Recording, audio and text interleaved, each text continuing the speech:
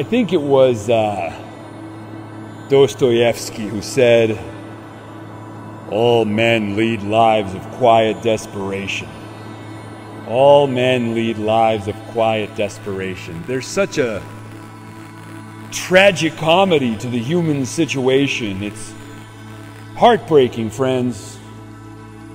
Creatures that can ponder the infinite, that can contemplate infinity, that can build space telescopes that mainline space and time through the optic nerve, as Ross Anderson wrote.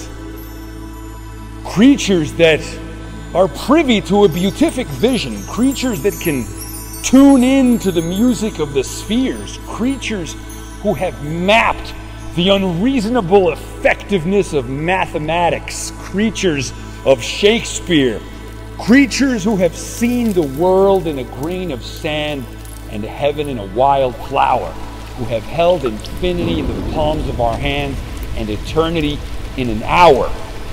It is heartbreaking to be both gods and worms. It is heartbreaking to have godlike technology, boundless creativity, and Paleolithic brains that force us into status games. It is tragedy that man has become death as much as he has become God.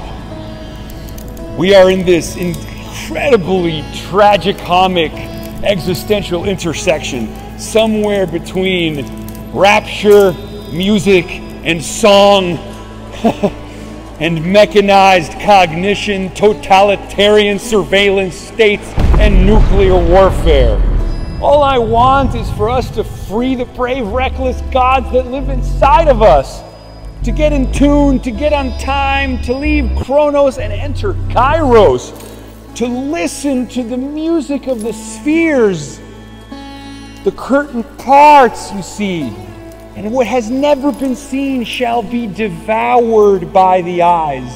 Let us wake up, recontextualize the egoic self, see ourselves instead as some kind of marvelous conduit in a timeless whole from which molecules and meanings flow, from DNA to ones and zeros and back again, from bits to atoms and back again, from poetry to neuron to interstellar space dust and back again.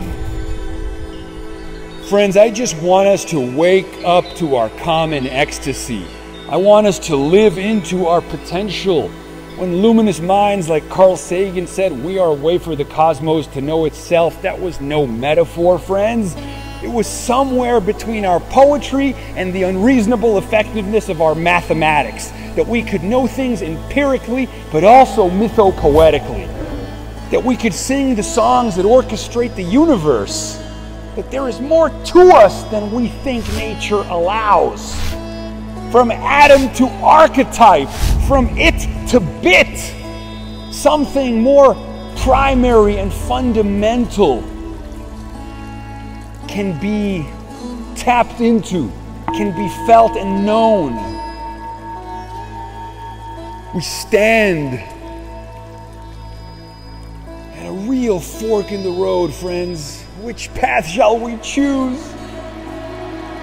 What will we do? The world is full of magic things patiently waiting for our senses to grow sharper.